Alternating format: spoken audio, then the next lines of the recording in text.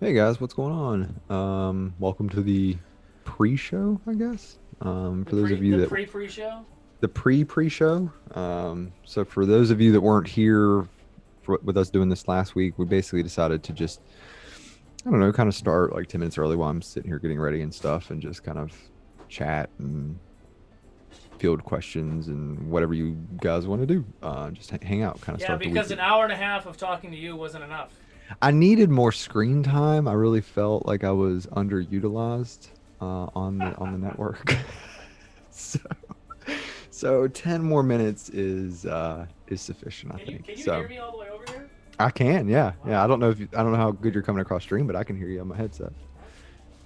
So anyway, if you guys have, I know there had been some questions that were posted in that Fox Talks community chat for me, but I was going to use this time to answer them. And chat says they can hear you solo, so you're coming across good. But I don't know if you guys just want to hang out, chat, talk about the week, talk about the insanity that is going to be following this in the form of wizards I'm not ready. or whatever you want to do. What is this setting now? Okay, so we're back on the beard. The cheeks are a 1. That is, I think 3.5 millimeters. And the goatee is a 6, which is 19 millimeters. Oh, and the mustache is a 3, which is 11 millimeters. What are we talking about right now? My beard. Ronan's beard. Oh, your beard. Yeah, Okay. they were asking me the settings. I thought we were But talking about how big normal. something else was. No, no, no. We got plenty of recap to do that. I just happened to be But holding meat while we were talking about oh, that's lovely. That's lovely. But normally, like pre whatever all this is, it's normally just free range. It's just I don't use a guard and I just trimmed up as needed. You're lucky I had to keep muting. April was trying to talk to you, talk to Thegan. Well, she'll have her time. Yeah. She's gonna get what's coming to her. that. Hi, Jack. All right, so I'm gonna go ahead and get ready. If you guys got questions or anything, want to just chat, just let me know. I got stream up somewhere. Crap. There it is. What's the final due date on your beard? I don't know. That's what Solo was asking me because he's like every week you hop on here, it's a little shorter. I'm like, I know. I might just grow it back out. I don't know. It seems like there's some sort of delay or something. So I don't know how that's going. So haven't got word, but it's gonna happen. So it's unfortunate. Normally, this time of year would be like I'd be done regrowing it because normally it's like November, December is when it happens. But 2020. Year of Chaos. That's right. Let me see if I can put this on there too. I'm just trying to find the best setup because I only have one screen on here. I need more than one. I can give you some of mine. Right. Are all yours on one graphics card, Chris? Right now I have 3 on one.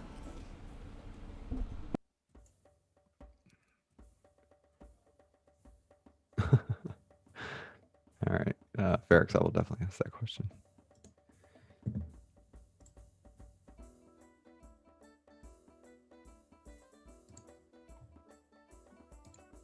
I got a lot of Wizards questions, guys, so just prepare for that.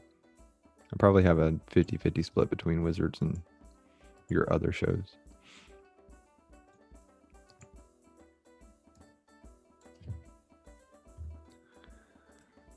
Are you nervous for Terran's one shot? Yeah. Yeah.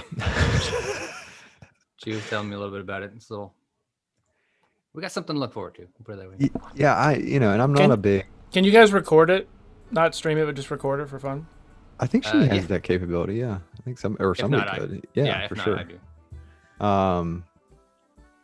I was telling her, I said, don't know. It's just one of those things. Like I'm not a big, I'm not a big ghost believer. I'm not a big, I don't get scared on like roller coasters and stuff. And even like Lovecraftian things don't really get me.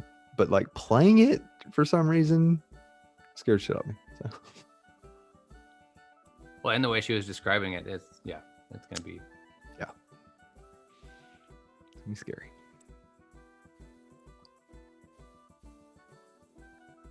Noted. Yeah.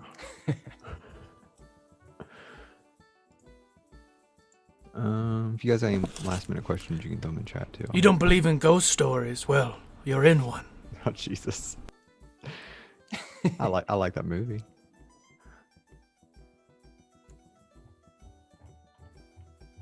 Oh, Cody, shit. Hold on. What'd I do? No, then I just did the same thing I always do and not do what I'm supposed to do. And send this to you now.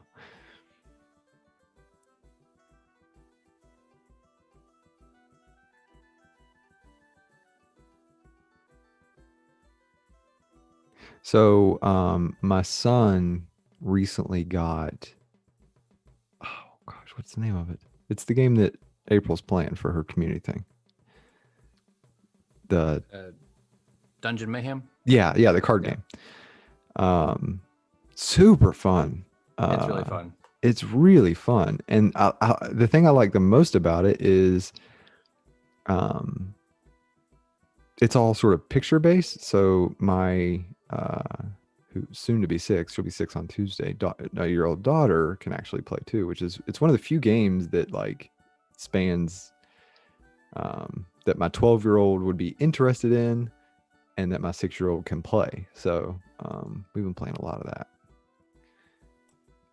You what characters do y'all have? Is it just the 4 main? Yeah, just the 4 main. Okay. So there is an expansion to that. I was about to say, is there an expansion? There's like 10 extra characters. What? There's like gelatinous cube. Yeah, there's a dragon you can play. There's a mimic. There's a dragon you can play. Yeah, we're gonna have to get that. No, so far I've just been the barbarian, and the paladin, and I enjoyed both of those. Oh, and I did the rogue. I did rogue one game. The rogue's pretty fun. Yeah, that's usually my go-to.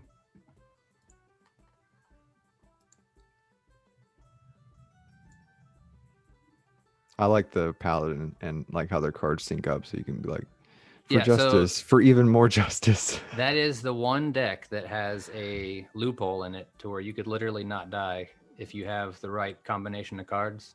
Yeah, Because if you play, you heal yourself, and then you play the card where you can get that card again. It's kind of broken. Yeah. Yeah, that's true. Yeah. So if that ever does happen, it's the paladin's going to win eventually.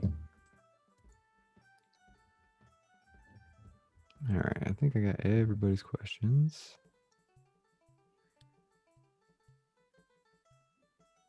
Five-minute dungeon. Yeah, we played that a lot. It's a little chaotic. It's a train wreck. It's just, yeah. I got sword. I got jump. No, you play that, so I don't play that. Yeah. Pick that up. Yeah. I legitimately have no idea what you're talking about. There are these like, I don't know. It's like this new wave of like quick play style. I don't remember them when I was a kid too much like this. This sort of,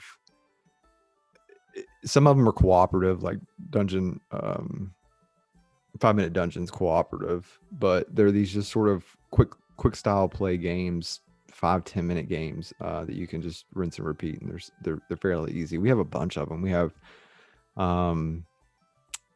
the Exploding Kitten one. We have Unstable Unicorns, which is a messed up game. I don't know if you played that one, but basically your objective is to get the largest stable of unicorns, and in the process of doing that, you have to make sure that the others don't. So you're just like screwing over everybody else at the table while trying to get all the unicorns in yours. It's really fun, but it's like the new, in my house, it's like the Monopoly. It's a good way to make sure everyone's mad at each other. Nice. Yeah. Marvel has a 5-minute Yeah. type game too. My son's been wanting, and I just haven't got it yet, that the Funko Pop game, but I don't know anything about it. I So it looks bought cool. that for April for Christmas, and we hadn't played it yet. But I got Yeah. the Batman expansion one. Mm. And we bought what was the other game he got for Christmas? Oh, Mysterium, which is a cooperative. One person is the ghost, and the others are like psychic mediums, and they're trying to figure out how the person died. It's a lot of fun. And I got my wife Hunt a Killer. I don't know if you've heard of that. Oh It's yeah, I've seen the Mhm. I see advertisements for that all the time. Yeah, so I just got on Amazon. I didn't know. I didn't want to like. We didn't know how it was, so I didn't want to like buy like a monthly subscription or whatever, and like have to wait 6 months to figure out if we liked it. So they had like a box set, like a season on Amazon. So I bought it, and yeah, it was a hell of a lot of fun. It was crazy.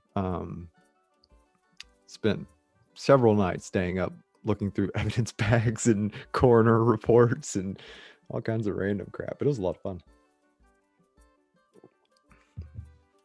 I was telling Diane about that too. Actually, she was asking me about it before we ever got done with it. She wanted a review of it.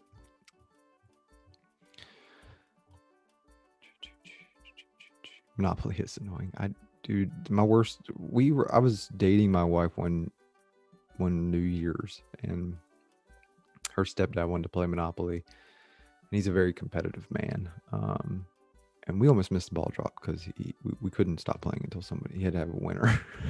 I was just dating her at the time, so I couldn't really say like, dude, come on, this game I'm done.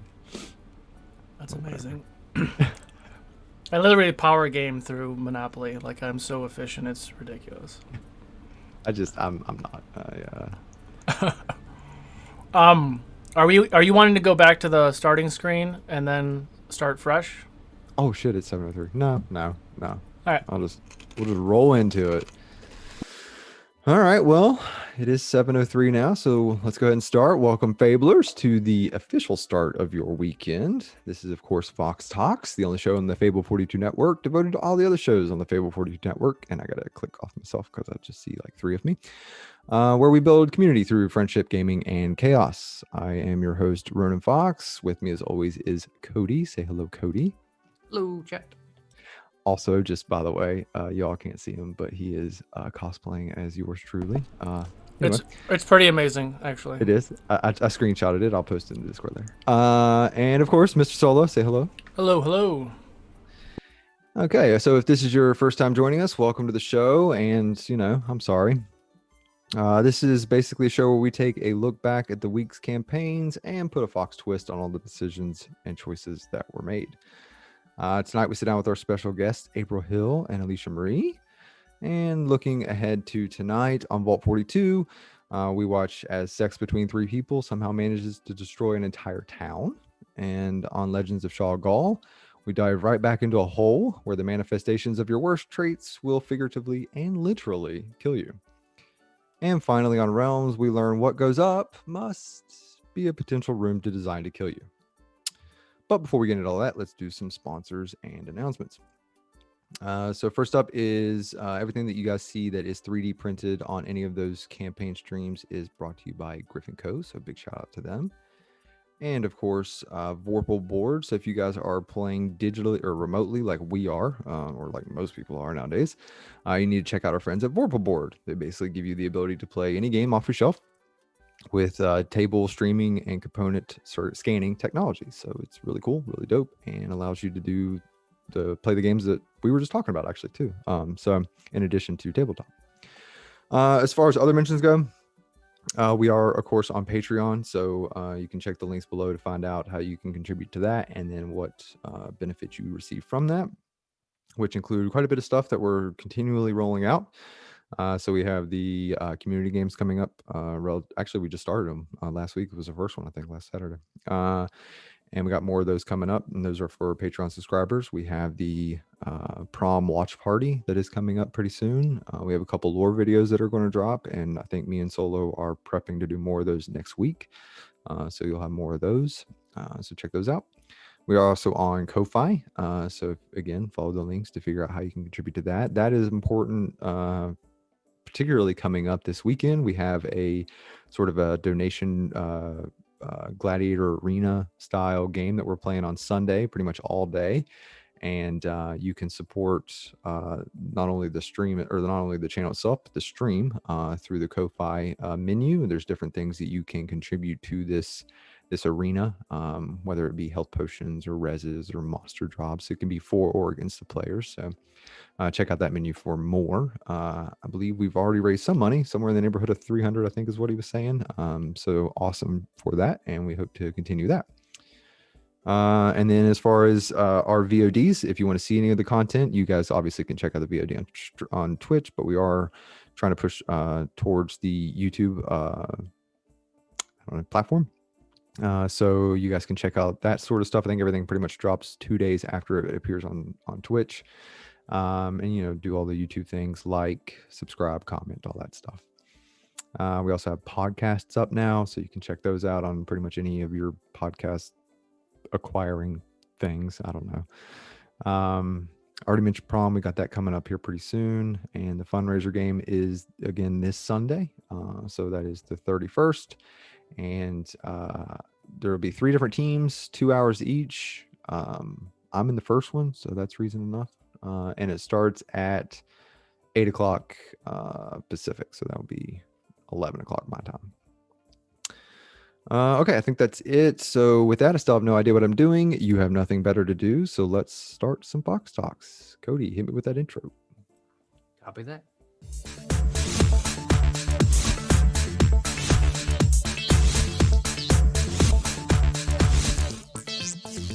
Awesome. Yeah. I didn't know if we had it this week, so I was a little late to take the drink, so I apologize for that. All right, cool. Well, sweet. What's up, chat? What's going on? How's everybody doing tonight? Everybody ready for Wizards? I'm a little nervous. It's not my graduation, or not a graduation. What are we calling it? An ascension? Is that what we're calling it, Chris? I'm nervous for it. But we'll see how it goes. Cody, how was your week? Pretty uneventful. Nothing out of the ordinary. Leveled up my WoW character. Yeah, we've sort of gone down that road. We talked about it. What was it? Was it just last week? Was that the first? Yeah. Chris pulled the trigger, and the next day I had to download it. Yeah, I pulled the trigger last week. I have a level 40 hunter, a level 23, I think warlock, almost level like 16, 17 demon hunter. Yeah, thanks, ass. So we mentioned it in passing last Fawks Talks, and this Fawks Talks, we're almost ready for the new expansion. So I think he's streaming it. Solo's streaming some of his playtime, so I'm sure you'll be able to see some of us on there. I am 49. I think I just hit 49. So as soon as I hit 50, I'm gonna wait for everybody to catch up, and then we'll all sort of do Shadowlands together, and then inevitably. We do have a guild too. Yeah, we got a guild now. What's it called? What was the final verdict? I forgot. It's the 42. The 42. Yeah, that's right. So it's classy. It sounds like I don't know what it sounds like. But yeah, it's fun. And so yeah, check his stream out. I actually might stream it too a little bit. I don't know. I've never actually streamed anything outside of this. But I don't know. We'll figure it out. As far as my week goes, yeah, it was pretty uneventful as well. A lot of work. So looking forward to the weekend, kind of relaxing and watching whatever insanity happens tonight, because I know it somehow is going to affect me and Frostguard. Okay, so got a big show ahead of us. I know we got a ton of questions. I'm already sort of behind, so let's talk about a little bit about tonight. So we have a bit of a double header. So we're going to be talking about Vault with our Vault stars, but they're also part of that Moonlander Ascension thing I told you about that they're going to be doing tonight. So first up, we have the Overseer herself. We have April Hill, who also plays Killian on Wizards. And then we have Alicia, who plays Tipper on Vault, and Astra on Wizards. So we'll get to talk to them here in a little bit. But before that, as we all know, the Failed 42 campaigns are all about the choices that were made. So let's start Ronin's recap and see how they did. First up, as always, Vault 42, Fallout Wasteland. They're on episode 10. All right, so let's get into it. Let me take a little drink first, because this is long. Okay, So, episode 10, pick up with Petra and Clay booking it south out of town like one of them had just had sex and then had the audacity to rob a local gang member. Well, not like that. It was exactly that. Not far behind, Tipper, Ash, and Marcus are chasing after for some reason. It's not like they were wanted by the town. And I know with the exception of Tipper, they couldn't give two shits about Petra's problems.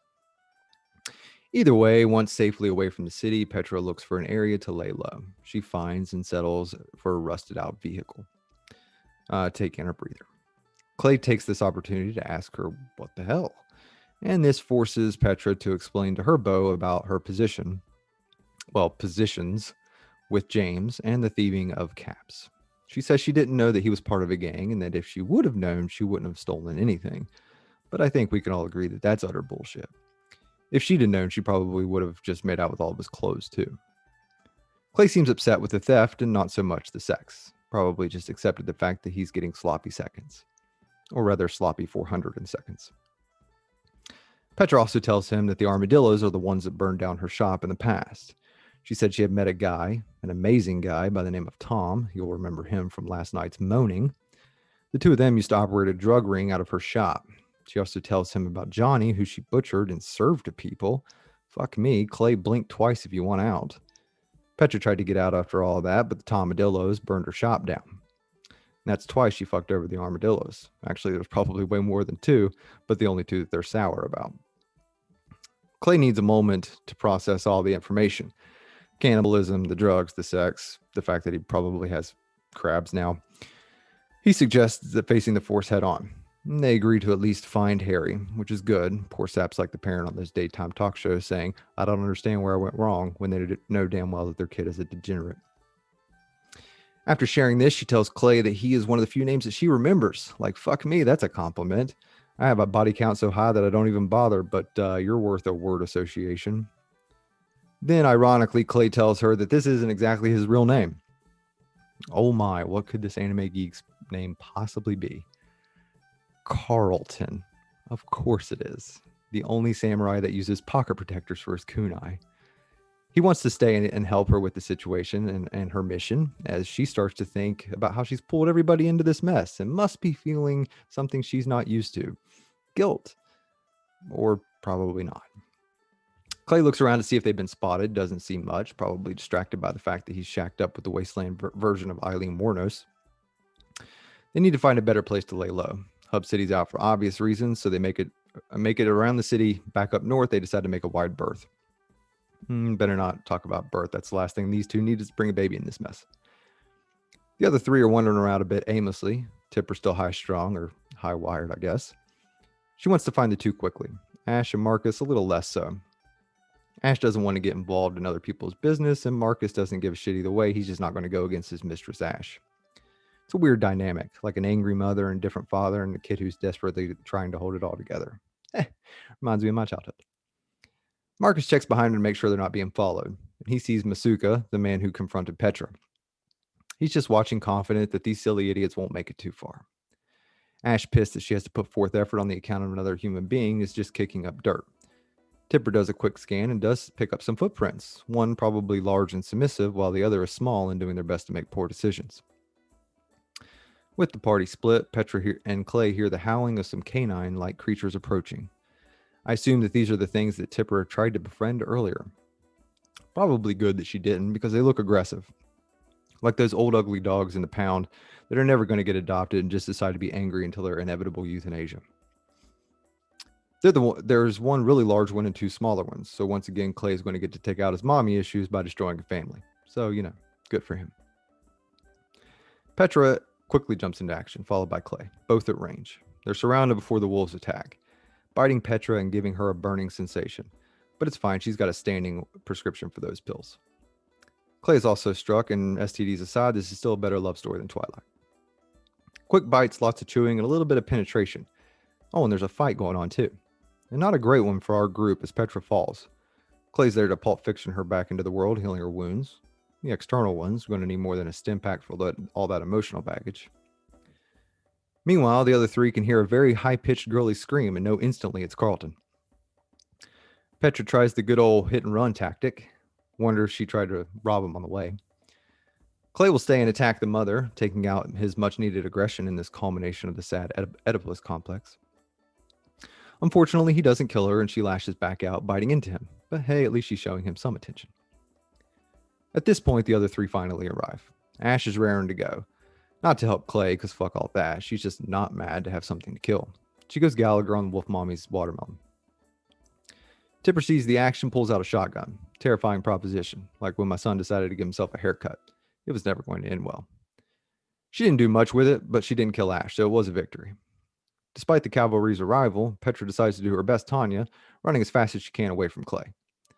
Meanwhile, he'll continue the attack on Wolf Mama, but can't bring her down. Because the wolf looks at Clay just like Petra does. He's an absolute snack. Tipper gets the idea to use the meat in her bag as a distraction from all the meat bags around. She tries to skeet shoot the meat, which is exactly what I used to call, nope, you know what, never mind. It only manages to distract one of them, but has the unintended consequence covering Ash and Clay in Chud. Petra, of course, sad to have missed her second favorite type of shower. Marcus manages to Old Yeller the big canine and hit one of the smaller ones as well. Despite the lack of the mother, the wolves continue to fight on. Ash, despite having a doggo on her hanging from her arm, kills the other one that is attacking Clay. And that's about as romantic as she's going to get. Tipper tries to lure one of the sweet little puppies over to be electrocuted. She manages to get it to her, but it's smart enough to avoid the sparks coming from the weird lady's fingers. She wants to make it her pet, which I imagine is something like Lenny Small petting rabbits in Of Mice and Men. As they fight, Petra continues to outrun her terrible decisions. Her dead sprint of shame, if you will. But will eventually slow when she realizes the puppy that she wanted to follow her, Clay, did not. Speaking of Clay, he does manage to kill one and gracefully stumps over the barrier to avoid bothering everyone with his profuse bleeding. After yelling to follow, Clay will slowly start to slink off in the direction of Petra. Literally dying will not stop him from simping. Ash is furious that he's trying to leave. He's been naughty and he needs to be punished. Meanwhile, Tipper still tries to convince one of the pups that she can love it and pet it and feed it and be its very best friend ever. That is, of course, until the perpetual buzzkill Marcus once again arrives to put a bullet between its eyes. With all the puppies down, each can strike off animal cruelty on their serial killer bingo card. That's 3 for Clay if you count mommy issues and I assume the bedwetting.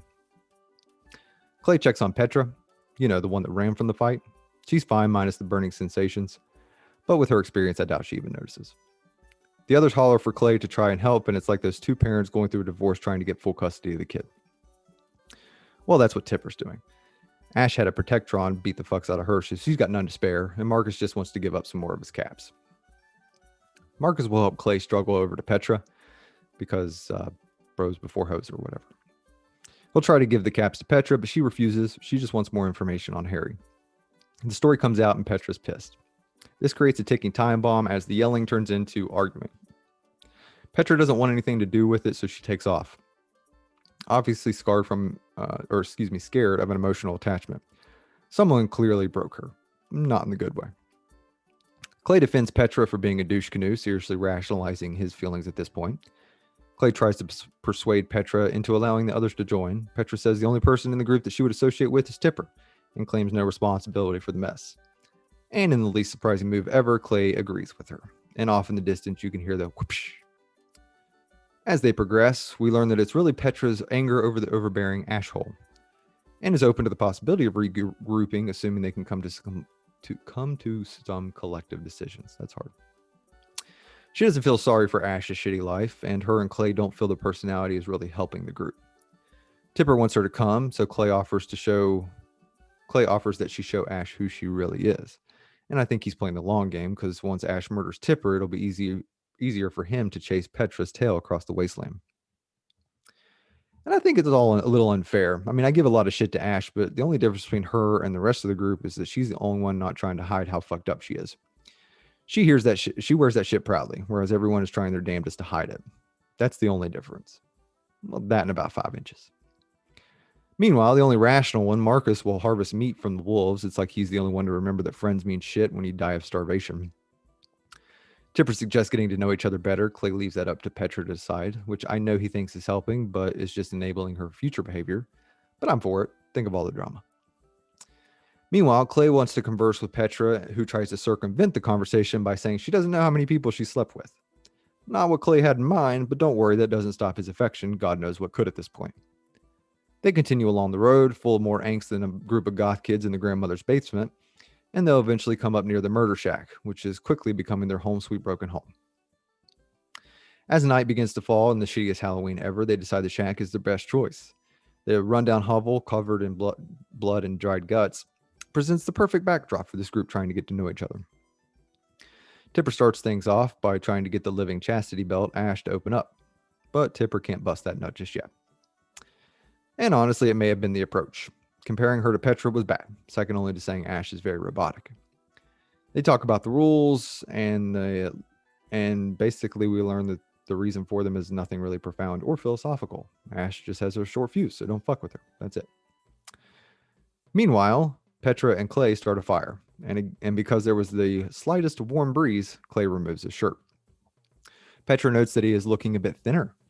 Side note, I also bet he's looking dehydrated because that is the thirstiest motherfucker I've ever seen.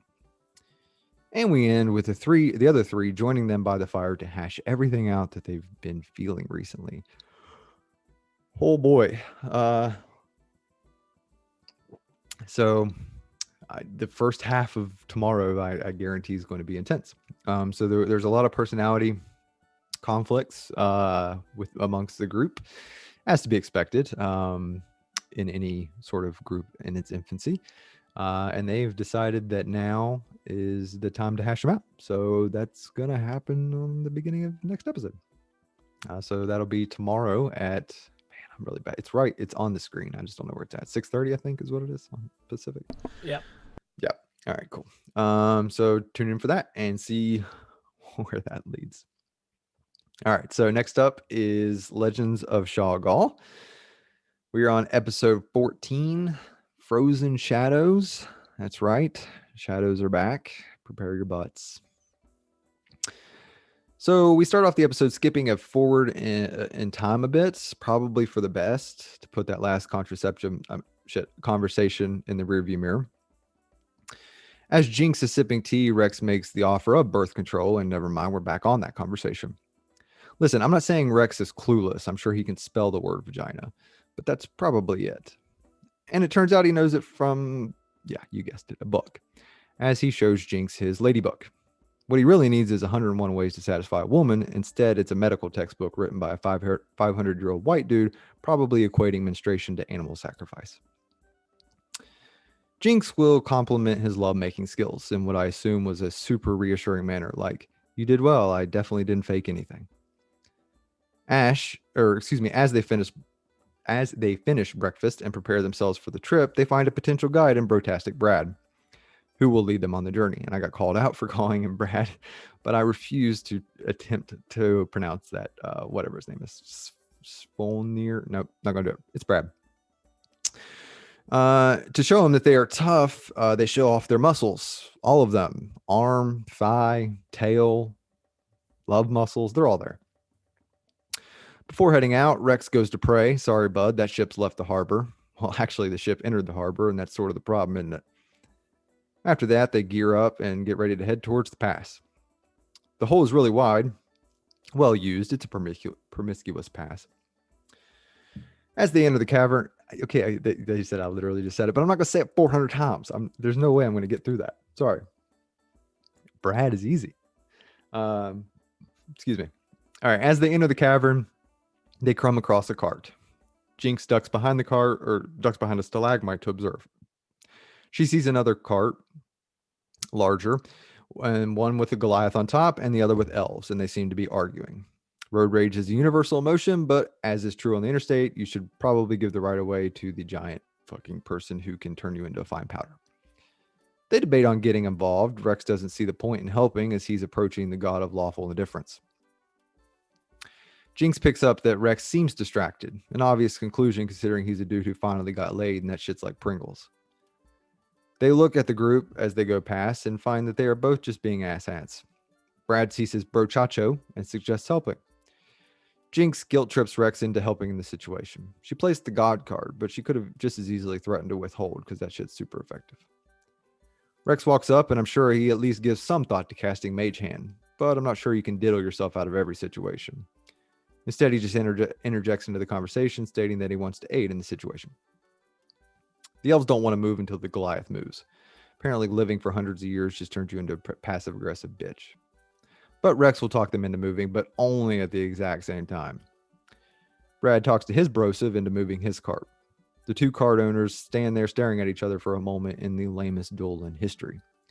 But they eventually start to move as wood rubs against wood, I think is how it was described, which is one way to say it. Following this near world-ending calamity, they press on. Mata and Frizz, representing the Lollipop Guild, can't see shit due to the stalagmites, but the others see specks of light, imitating like a night sky. A bit later, they see a gnomish couple at a small campsite. Mata will approach and introduce the group loudly. I'm starting to think she's just kind of hard of hearing. The couple will introduce themselves as Emu and Oh My Golly. They're from the Zylok dynasty. They are on their way towards Stonehorn and are excited to see the sun. Mata is worried that they might start losing their sight and asks Frizz to create something for him. Rex just tells them to take it in moderation, which is a bit of rich hypocrisy considering his last couple nights. Frizz does make them a couple cereal box style headdresses that will surely be effective at one thing: make them the laughing stock of wherever they travel. As they settle into camp, Daffodil offers to entertain the group with a rendition of Toss Some Pants to Your Possum, and all I have to say is, fuck. Rex will work out, but this night it's a solo endeavor. Jinx will follow suit with some squats of her own, both seemingly trying to up their endurance for an upcoming bout. Rex sees her take a swig from the bottle, but chooses not to say anything. They are shaping up a lot like my parents. My mother, too, just decided to ignore the addiction red flags. Note to Rex, that did not end well. Mata and Frizz chill with Emu and Oh My Golly and learn about rock gnomes and a bit about the Zylok dynasty. They learn... I'm bad with names. They learn that it's a pretty shitty life, living under a dictatorship, so completely far-fetched, totally unimaginable. Happy 2021, y'all. Frizz approaches Mata and to try the platinum ring. She puts it on her middle finger, seems appropriate. He does the same, and once activated, creates a connection between the two, allowing them to share in each other's pain. So he basically just created wedding rings. As they approach, they sort out watch with Daffodil taking the first. She plays music during this time, like meditation music, but with a banjo. So like redneck meditation, where you don't need a yoga mat, you just need to go find your 1998 Daytona 500 beach towel. After an uneventful watch, Daffodil will wake Jinx, who was dreaming of Rex, which is the saddest thing I've ever heard. It's like if your life goal was to become a garbage man. Very respectable job, but no one actually wants to do it. On Jinx's watch, the shadows will once again appear, and shows aggression towards Rex. She then sees several more manifesting, obviously freaked like two of your girlfriends meeting for the first time. She instructs Oscar to guard Rex. The shadows tell Jinx that she belongs to them. Creepy, made worse by the fact that we find out that it's hereditary. Shit, and I thought my Alzheimer's was bad. She first tries to bargain by taking a drink, and then instead dumps it out as we watch her go through the grieving process in real time. However, instead of looking like a badass, she just pisses off the ethereal beings and a fight ensues. Just like Peter Pan if it was written by Stephen King. The shadows lash out at Jinx with a wide mouth and sharp teeth like the fucking mouth of Sauron. That was as effective as a doorbell, as the kitty is now terrified, probably looking for something to hide under. Too bad Rex is a little busy right now. Shadow continues its onslaught, knocks Jinx unconscious. Rex don't even think about using gravel root seed at a time like this. The group awakes and springs into action. Oscar drags Jinx away from the shadows. Fridge sends out his spiders to aid the party. Rex does a kip up and heals Jinx and shoots an Eldritch Blast at the large shadow. Daffodil will cast Shatter, which in the cavern must have sounded like a damn Dave Matthews Band concert. Shadows release necrotic energy and instantly fuck up the party before slithering over behind Jinx. At this point, I'm sure they're thinking, Emu, oh my god, can you guys heal? Shadows don't fuck around, and they dismantle Oscar. First his parents, Toby, then Oscar. Everyone Frizz loves will eventually be murdered. Heads up, Rex. Next to go is Daffodil, but not before shouting an insult as she falls. It falls on, Shadow, so it doesn't really do much. Mott is just there watching others losing their lives and sets out to attack. It's also at this time that Brad realizes he's there and that he has arms, so, he decides to use them and attack the shadows with a sword. And destroying one of them, so at least someone is doing something. Frizz lashes out with a rope contraption just before he's the next to fall. Shadows are terrifying if you're in this group, or you're my 5-year-old outside on a sunny day. Rex foregoes healing everyone in order to try to communicate with the shadows that respond with rage, so it only speaks Ash. He then cries. He really is the worst person to have around in a fight. Like, listen, I'm against toxic masculinity, and I think dudes crying is fine. But good Lord, man, there's a time and a place. Jinx, watching her hunk sob in a corner, takes a swig of alcohol, causing the small shadows to melt away. The large shadow wraps around Jinx, a sort of welcome back from sobriety. She also starts to cry, hard to tell if it's the booze or her choice in a partner. Shadow figure calms a bit, stating that they'll be together forever, but like in a threatening manner, like wedding vows. Then, much like she does with Rex, she just feels defeated and goes limp. Rex will catch her falling, though, and then will sing while casting heals on the party, totally infringing on Daph's copyrighted role. Speaking of which, Daffodil will try to put Oscar back together again, but let's face it, she'd struggle putting 2 Legos together, much less an entire robot. Emu and Oh My Golly are doing the smart thing, getting the hell out of Dodge. Potential blindness is bound to be better than whatever the fuck that was. Jinx tells the others of her family curse, and the party worries that they might return. No real concern as long as she stays inebriated. Same curse I had freshman year. She'll be fine. The group rallies behind her and tries to reassure her. Well, most of them. Rex is still crying.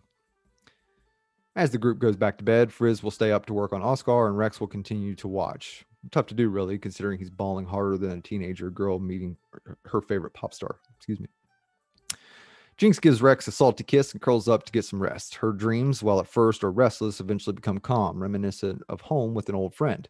She speaks to the dwarf, and they speak of not only her past, but her present circumstances. He seems happy for her, and he'll leave her with her kiss, and she awakes to take another swig.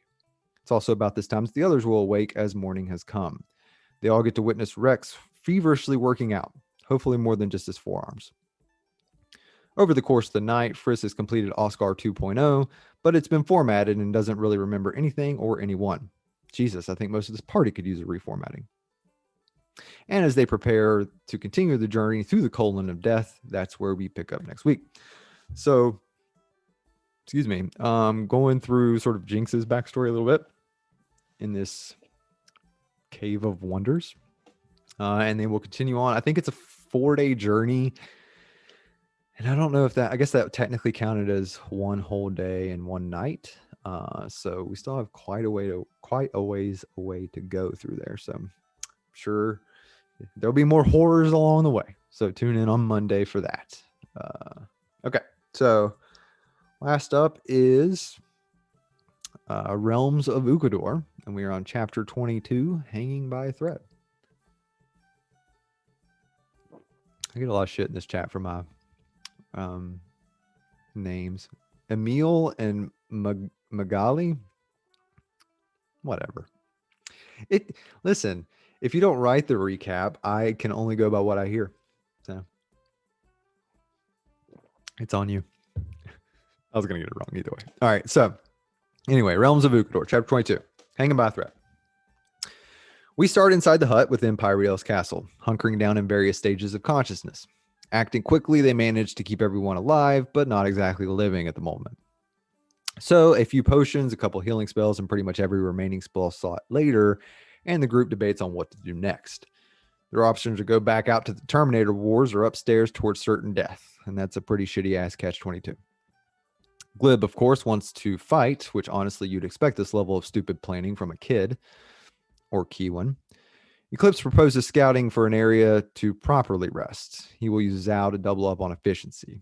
As he proceeds up to the 5th floor, he sees a storage room. Constructs are there, but nothing really happening as they seem devoid of life, like Carrick's dad.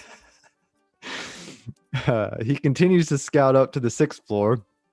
Eclipse sees 5 doors and splits them with his owl. So the owl shifts form into a familiar white dragon before checking the doorknob. Eclipse is a bit taken aback, but not much, like when you expect to take a drink of water and it turns out to be Pepsi. Both take peeks in both her storage rooms. They continue to check until the last door, which is sort of a different style door, and it appears to be larger and contain some old food stores. But nobody's been there in a bit, so I'm sure it smelled like a dirty old fish market. But he's a cat, so whatever, he probably loved it. He informs the others, who will start making their way in that direction. But not before Kai sends out honkers to investigate the well again. They find out it's a giant pile of bodies down there, and the group collectively says, no thanks.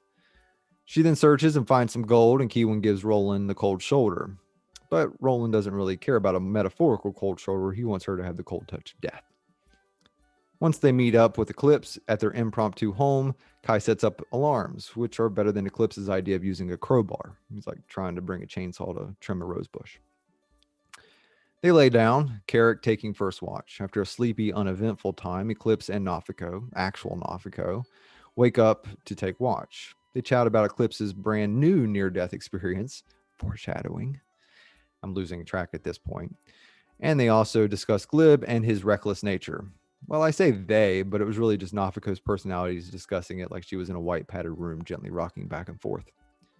Roland takes last watch, and the group awakes to find the room has prepared a feast for them, luckily using magic food, not that shitty leftovers that Eclipse saw. Everyone seems a bit suspicious of the food, but really if anyone's going to get poisoned, it was Keewan, but everyone was awake and could clearly see Roland, so no worries. After taking note, they did notice that the flames of the braziers had changed from a blue to an orange. They also noticed the Hesian numeral 6. Yes, Hesian numeral 6 above the door. And this all appears magical. And then this room starts to shake before the next numeral appears. That's 7 for those not counting. So the group is now in the Tower of Terror waiting for the sudden drop. Well, that drop will come in the form of ghostly figures that appear in the room. It's a good idea that they had that feast, because as these banshees, as they are, begin to scream, our group remains steadfast because, as Keewan said, they can't be feared. Jesus, it's like she just stumbled out of a flea market. They then noticed that they weren't all so lucky, as the banshee did manage to get Roland, who simply fell limp. But he'll get hard again as Kai shoves a pepper in him. Eclipse will go on the attack with a drive-by stabbing before ducking behind a brazier. Keewan is up next, and I'll describe it so she would understand. She was a fire and a scorching ray at that banshee before heading over to her brother. Roland comes too, sees Keewan, and quickly leaves to go be with Eclipse. The banshees lash out before Carrick BFGs one of them into oblivion. Nafiko manages to put her psychosis aside to destroy another one. Random thought, do you guys ever get the feeling that this is just, that she's like completely nuts and this whole thing that we're watching is just some weird figment she's created while sitting in the artificer's basement? Okay, well, now you are. And with that, a moment's peace is just not something in Solo's toolbox, so the room starts shaking again, and we get the Hesian numeral 8 appear above the door. The group prepares themselves like they're fucking standing on the parapet of Helm's Deep. Then, growing up from the ground are 3 metallic starfish flower fucking terror things that look like some bullshit out of Last of Us. They push out some gas that could rival Petra's, and ironically, it's so bad that it paralyzes Keewan. Carrick uses his maul to do a bit of pruning, but he doesn't really have a green thumb, so it's not super effective. Nafiko will cleanse Keewan's nostrils and unfreeze her. Kai sees all this and decides to do the toddler thing and just hold her breath until she gets what she wants, and smacks one with cold damage for good measure. They create things that the creature things don't last long, as Eclipse, Keewan, and Roland all end the 3 creatures in succession. They take a single deep breath and repeat the process of rumbling up to level 9, where there are 3 iron golems that show up. This is officially dubbed the Monster Manual Tower, as this all feels very familiar for some reason. Yeah, probably nothing. The gauntlet continues and the fighting never ceases. Well, if you exclude the momentary pause for Carrick to go boosh in the golem's face. Must be from rubbing one out earlier. Yeah, I never got confirmation on if that meant cleaning your gun or not. Kai casts Shatter as Eclipse pretends to be a stalker in a dark parking lot of a bar and attacks from behind. And like this it goes, as the buddies are embroiled in a battle against the Iron Golems. Keewan casts Control Water, and I thought she was just playing the long game, trying to rust out the bots. But actually, she was just trying to put out the flames within the braziers, and it works. The room goes dark, and then they're relit again. So it was like her trying to get Roland to love her. She can try it. It may work for a second, but long-term, it really means nothing. Carrick almost goes down, but manages to keep fighting. Meanwhile, Kai tries to reach out and cup a feel of the golem, while also telling it to leave her alone. Such a tease. Clips manages to kill one of the golems and then taunts Carrick, who can't really respond due to the amount of blood that he's currently coughing up. But even he's doing better than Roland, who inspirationally is dying on the ground. And like brother, like sister, Keewin gets caught and hit and gets caught with a hit that she hasn't felt since her grandmama's paddle, and she falls. Reading's hard. Luckily, Nafiko is there to use the power of light and peace to fucking obliterate the golem into tiny metal shards. And Kai is there to fondle another to death. So they are once again safe for precisely one round of combat. Just long enough to get the siblings to their feet. It's also about this time that they finally start to question what the actual fuck is going on. Bless them, it only took them 3 levels for them to debate getting off the elevator. But they see what appears to be an hourglass counting down, something I'm sure it's probably okay. It's like a party, probably. It's estimated there's about an hour left. Nafiko tries to open the door while Keewin debates on making friends with Pyriel. About as close to surrender as this group gets, I suppose. Instead, they decide that the timer is designed for them to take a short rest, which is probably like wanting steak and getting dog food. While this happens, the flames turn from red to green, like that shitty stoplight game you used to play in elementary school. Nafiko seems perplexed by the trials and why Pyriel hasn't just killed them outright, but it's decided that perhaps they're wanted for something bigger. And they say, I have an ego. As the sand runs out, the flames go red, and they hear a voice claiming that they are not yet worthy to meet the master. Slice a humble pie as they prepare to take up arms once again. And what will they fight, you ask? 3 giant turd things. Kyle will freeze the poo that turns out to be something called a render, while Eclipse jumps on one and sees tiny renders growing out of the larger one, and I officially need a cup to spew into. Kai gets rewarded by getting knocked prone by the one she attacked, while another hits Keewin and Roland. Clips eventually kills the one he's riding, so he's on a roll, and getting to rub it in Carrick's stupid dragon face, well, that's better than catnip. And so we go, as per normal, tiptoeing the line of consciousness while trying to survive long enough to kill the enemies. Carrick is the first to fall, but is spanked back to life by Keewin. But Carrick gets redemption for almost dying and for the Eclipse bullshit, as he gets to watch Kyriel kill the one that he's fighting. So good for you, Carrick. Eclipse will get a bit cocky on the third one and gets slapped, coughs up a hairball, and falls limp. But luckily, Kai is there to save the day again as she honks the other one out of existence. And they're once again alone, but for how long, as the room begins to rumble once again. But this time, as Eclipse goes still, fresh out of that 9th life, maybe. But apparently he's related to Thackeray Binks because he somehow manages to survive thanks to a little heavenly donation. And good for him. He's revived just in time to get ready for the next fight. So we are headlong into this thing. I don't. They guesstimated that Pyriel was on the 14th-ish floor, somewhere between 13 and 15. I can't remember. So, and they're on 9. So that leaves at least 4 more, 5 more, maybe. So, Jesus. Let's hope one of those hourglasses runs 8 hours. That's all I got to say. So yeah, tune in next Wednesday to see that thing keep. Nope, not gonna say that. See this thing keep going up. Anyway, tune in next Wednesday to see them continue to fight whatever the hell Solo throws at them. How about that? And that'll be at 6:30 Pacific. What is that? Oh gosh. All right. Sorry. So that's it. You guys are caught up on all 3 of your things. And yeah, so you guys are good. Go ahead and enter raffle. No one ever does on this show, so you got a pretty good statistical chance of winning. Go ahead and enter raffle to be entered to the mid-show giveaway. And then we'll be back in about 5 minutes with our guests. And so yeah, we'll see you then.